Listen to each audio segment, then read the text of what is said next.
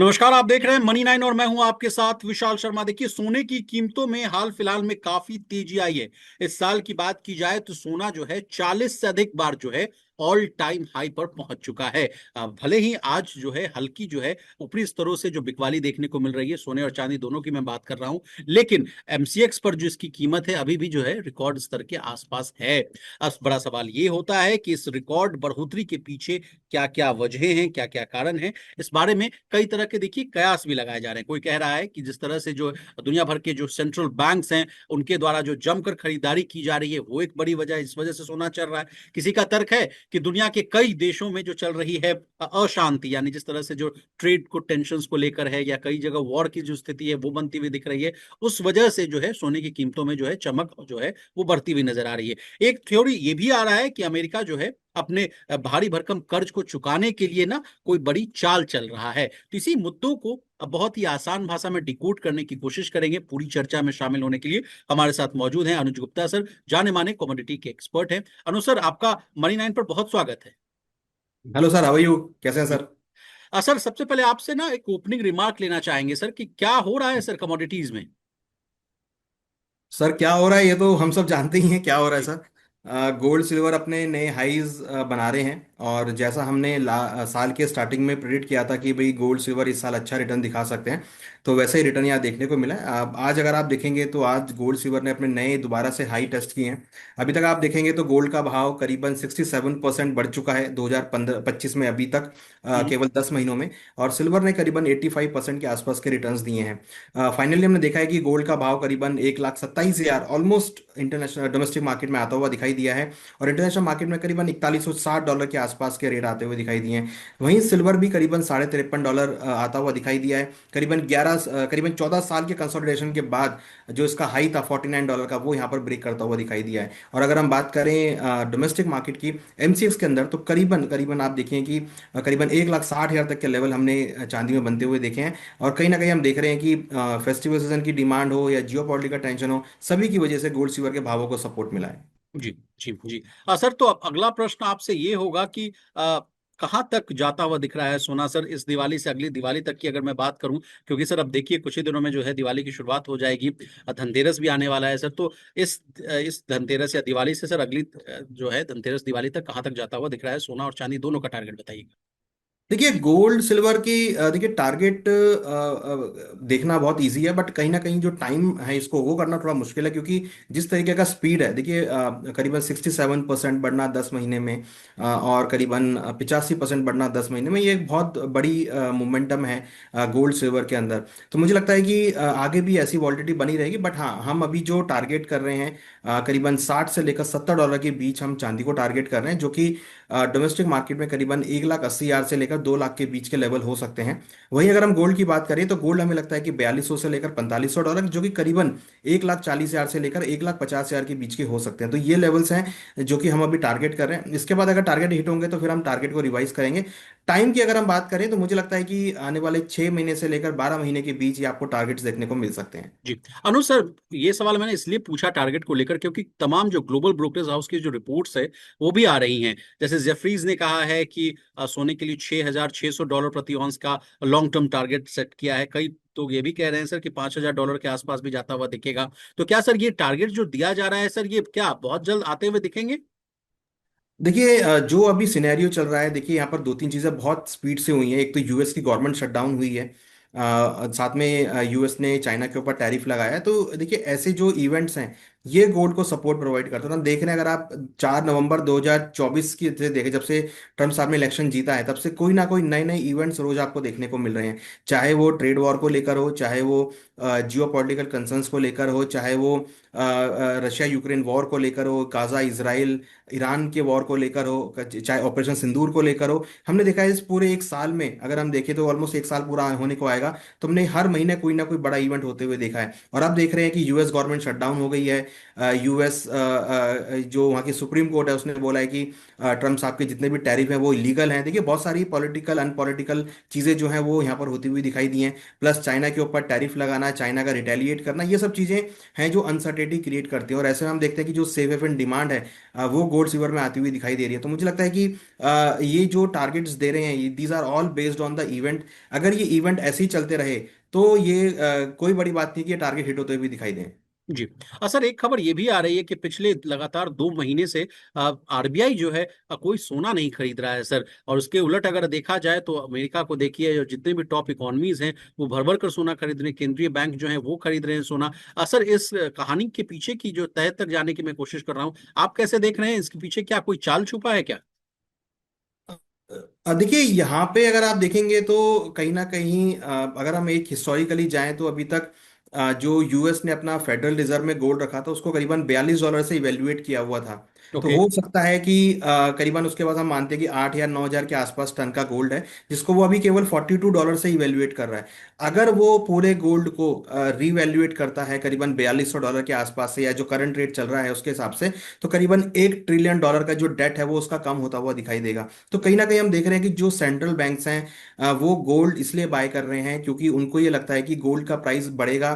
Gold से एक तो स्ट्रेंथ आती है और कहीं ना कहीं गोल्ड की जो प्राइजेस है वो आगे बढ़ सकते हैं, जिससे कि आपकी इकोनॉमिक स्ट्रेंथ शो करती है। और ये देखिए ये एक हिस्टोरिकली भी रहा है कि जब जब गोल्ड लोगों ने अपने पास रखा है या इकोनॉमिक्स ने अपने पास रखा है तो उनकी इकोनॉमी को स्ट्रेंथ मिली है। ये हिस्टोरिकली भी रहा है। तो मुझे लगता है कि हो सकता है कि आने वाले दिनों में आपको जो यूएस है वो अपनी इकोनॉमी को रिवैल्यूएट भी करता हुआ दिखाई दे, गोल्ड के प्राइस को रिवैल्यूएट करे, जिससे कि उसकी जो इकोनॉमी का डेट है वो कुछ कम होता हुआ दिखाई दे सकता है। तो वो भी एक पॉइंट हो सकता है। जी मगर हम उसकी तरफ देखें तो इकोनॉमीज जो अपने पोर्टफोलियो में गोल्ड को ऐड कर रही हैं उनका ये मानना है कि इससे फॉरेक्स रिजर्व स्ट्रेंथ लेता है। और कहीं ना कहीं उनको ये लगता है कि अगर उनके फॉरेक्स में गोल्ड रखा है तो उनको इजीली कहीं से बाहर से लोन भी इजीली मिल सकता है। तो एक स्ट्रेंथ के पॉइंट ऑफ व्यू से भी सभी सेंट्रल बैंक्स अपने पोर्टफोलियो में गोल्ड को रख रहे हैं इकोनॉमी की स्ट्रेंथ शो करने के लिए। जी जी।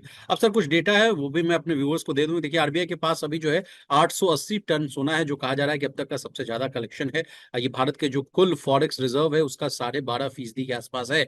तो अमेरिका के बाद जो है सबसे ज्यादा सोना जो है जर्मनी, उसके पास 3,350 टन है। उसके बाद इटली का नंबर आता है, उसके पास 2,452 टन। फ्रांस के पास 2,437 टन। रूस के पास 2,330 टन। और चीन के पास 2,301 टन। Switzerland 1,040 ton. और फिर जो है भारत का नंबर आता है। जापान के पास भी कुछ 846 टन, और तुर्की के पास जो कहा जा रहा है 837 टन सोना है। सर अब आपसे हम समझना चाहेंगे कि उसके बाद मॉर्गन स्टैनली की एक रिपोर्ट है सर, इसमें कहा गया कि भारत के पास तो देखिए 34,600 टन सोना है। और कहा गया कि जून 2025 तक ये जो आंकड़ा मैंने आपको दिया 34,600 टन है, जिसकी कीमत जो है अगर मौजूदा भाव पर करें तो वो 3,800 अरब डॉलर के आसपास बैठती है। अगर सर इस डेटा को और मैं अगर डिकोड करूं तो सर ये भारत के जीडीपी का 89% आसपास बैठता है। तो सर ये तस्वीर जो है इस पर अगर आप कुछ कमेंट करना चाहें सर।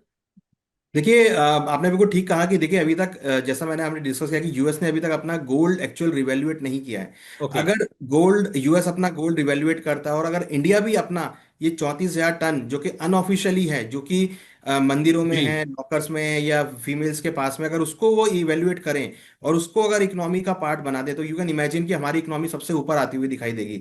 तो कहीं ना कहीं अगर आप देखिए कि जो गोल्ड भारत के अंदर है, जो भारत के अंदर पावर है इस टाइम गोल्ड को लेके, वो एक बहुत फिनोमिनल है। और मुझे लगता है कि उससे काफी हद तक अगर वो हम उसको रिवैल्यूएट करते हैं या इसका रिवैल्यूएट करते हैं तो इकोनॉमी के लिए एक पॉजिटिव पॉइंट हो सकता है। तो अगर आप देखेंगे तो कहीं ना कहीं गोल्ड ने हमेशा से ही इकोनॉमीज में सपोर्ट प्रोवाइड किया, और ये जो फिगर है ये मुझे लगता है कि आगे भी ग्रो करती हुई नजर आएगी। जी जी। और सर वर्ल्ड गोल्ड काउंसिल की भी एक रिपोर्ट है जिसको भी मैं इस चर्चा में शामिल करना चाहता हूं।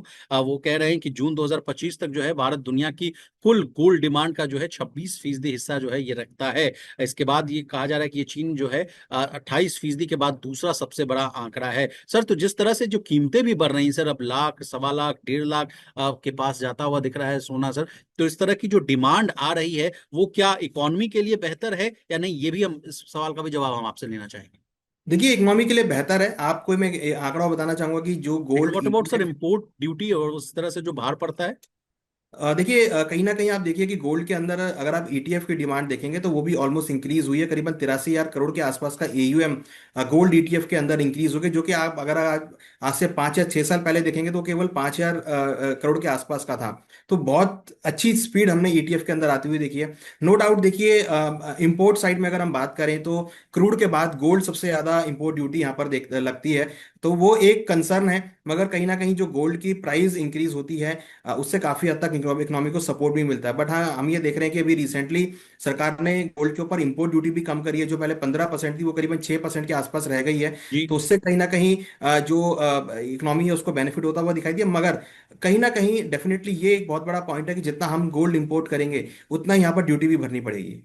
Okay okay. अनु सर, कई लोगों ने मुझे स्पेशल कमेंट लिखकर भेजा कि सर पूछिएगा अनु सर से कि फोमो, जो फियर ऑफ मिसिंग आउट वाला जो फैक्टर है, वो सोने चांदी की खरीदारी को लेकर बहुत आ रहा है। लोगों को लग रहा है कि भाई अब हम 1 लाख के लेवल पर भी नहीं इस चीज को पकड़ पाए, 1.25 लाख के लेवल पर भी हम इस चीज को नहीं पकड़ पाए, तो उन लोगों को क्या सलाह होगी सर? क्या अभी वेट एंड वॉच करने वाली जो पॉलिसी है वो बेहतर है, या खरीद लें टुकड़ों में?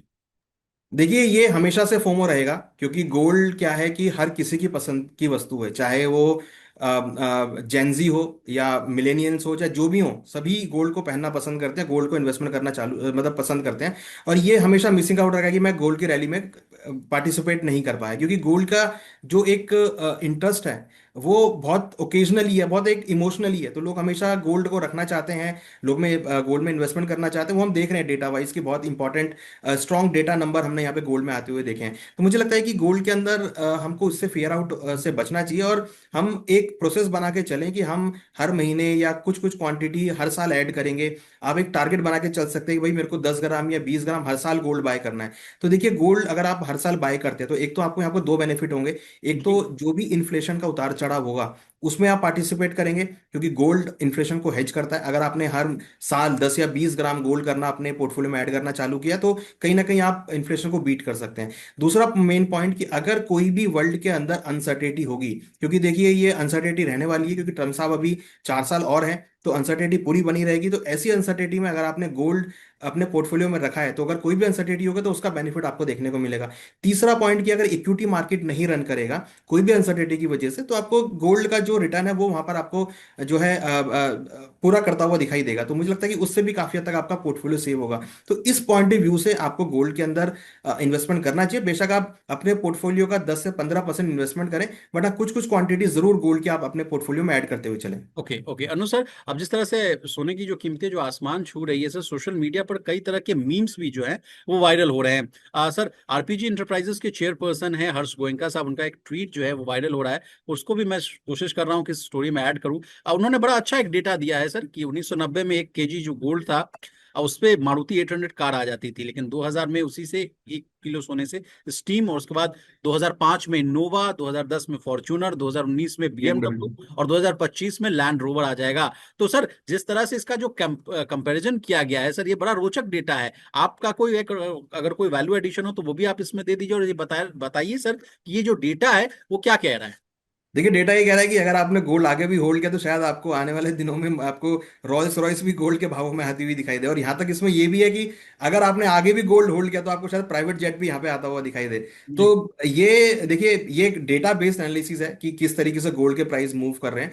बट यहाँ पर ये चीज़ भी देखनी बहुत ज़रूरी है कि जो गोल्ड की सप्लाई, सिल्वर की सप्लाई है वो थोड़ी लिमिटेड है। जी राइट, जैसा कि हम देख रहे हैं कि अभी जो गोल्ड के प्राइस बढ़े हैं पिछले 20-25 दिनों में, ये टोटली सप्लाई की वजह से बढ़े हैं, क्योंकि ईटीएफ की डिमांड इंक्रीज हुई है तो वो भी फिजिकल गोल्ड अपने वॉल्ट में रखते हैं। जो फिजिकल गोल्ड के जो इंटरेस्ट रखते हैं वो फिजिकल गोल्ड बाय करते हैं, फिजिकल सिल्वर बाय करते हैं, ऑर्नामेंट्स के थ्रू, ज्वेलरी के फॉर्म में या यूटेंसिल्स के फॉर्म में या गिफ्ट के फॉर्म में, उनकी भी डिमांड बढ़ी है। प्लस इंडस्ट्रियल डिमांड भी गोल्ड सिल्वर की यहाँ पर काफी बढ़ती हुई नजर आई है। तो देखिए, डिमांड और सप्लाई जो मिसमैच है वो यहाँ पे सबसे बड़ा रोल प्ले कर रहा है। और डिमांड सप्लाई जो मिसमैच है ये कमोडिटीज पे बहुत बड़ा फायदा रखता है। मीन्स अगर आप किसी भी कमोडिटी को उठा के देखेंगे, हमने देखा है कि अगर मैं एक छोटा एग्जांपल आपको दूं, एग्री कमोडिटीज अगर मैं दूं तो हमने देखा था कि प्याज के भाव, टमाटर के भाव, चने के भाव डिमांड सप्लाई की वजह से बहुत स्काई रॉकेट हो गए थे। तो जी। ये डिमांड सप्लाई का जो मिसमैच है ना, ये कमोडिटी पे बहुत बड़ा रोल प्ले करता है। तो यहाँ पर अब जो गोल्ड सिल्वर के भाव चल रहे हैं वो टोटली डिमांड सप्लाई की वजह से है।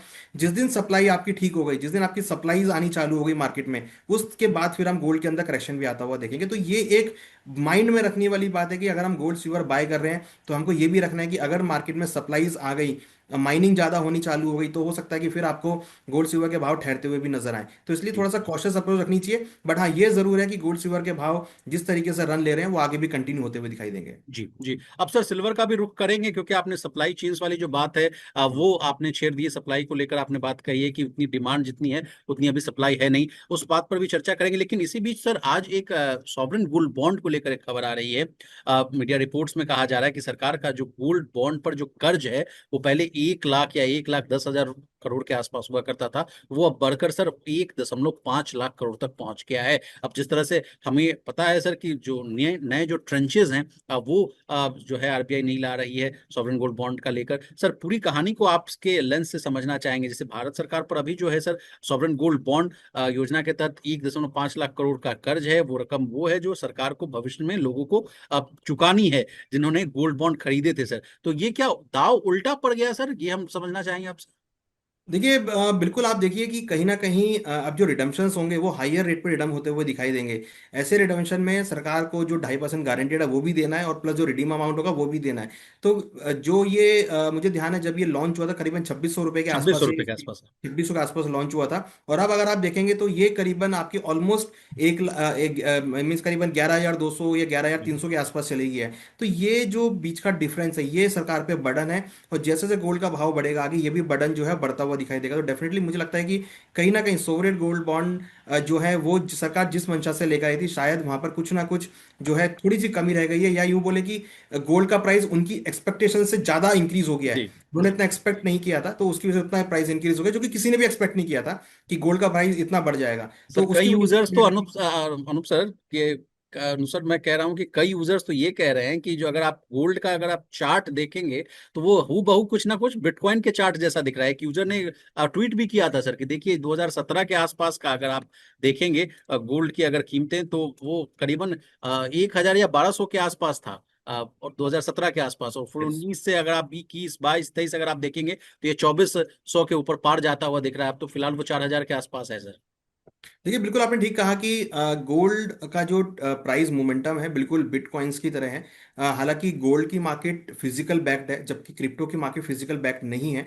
तो यहाँ पर अगर आप देखेंगे तो गोल्ड के अंदर जो भी खरीदारी होती है, चाहे वो ईटीएफ के थ्रू हो या फिजिकल के थ्रू हो, उसमें कंज्यूमर को फिजिकल प्राइस मिलता है, फिजिकल गोल्ड सिल्वर मिलता है, और वो उसको लेके भी जाता है। जबकि अगर हम क्रिप्टो से कंपेयर करें तो वहाँ कोई फिजिकल एग्जिस्टेंस नहीं है, जो भी नहीं। आप ले रहे हैं वो खाली वॉलेट में है। उसका चोरी होने का भी खतरा, सब कुछ बहुत सारी चीजें हैं उसमें। बट हाँ, जो प्राइस मूवमेंट हुआ है वो डेफिनेटली कुछ ना कुछ as equal to the cryptocurrency के तरह होता हुआ दिखाई दिया। But it is not just like a cryptocurrency, क्योंकि ये फिजिकल बैक्ड है, तो यहाँ पे थोड़ा सा डिफरेंस है। मगर हाँ, जो वॉलेटिलिटी है वो डेफिनेटली यहाँ पर बिल्कुल हाई वॉलेटिलिटी होती हुई दिख रही है।